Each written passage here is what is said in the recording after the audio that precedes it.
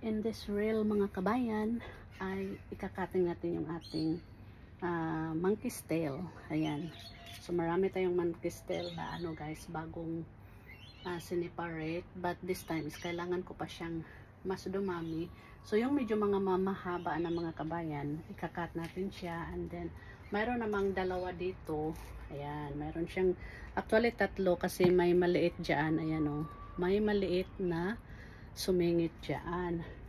So gusto kong maparami yung ating monkey's tail guys, kasi medyo may kamahalan siya. So first ay ikakat natin siya dito. Ayan. Oh my god. Ayan. So hindi ako takot mag-cut nito kasi kaya po nagka-ganyan po karami yung aking monkey's tail, kasi nga yung una is lagi ko siyang nasasagi, nababali. Kaya ganyan siya. And then this one, ganyan siya kahaba. Pwede pa natin siyang i-cut dito into 2 or 3. So mamaya na natin siya i-cut.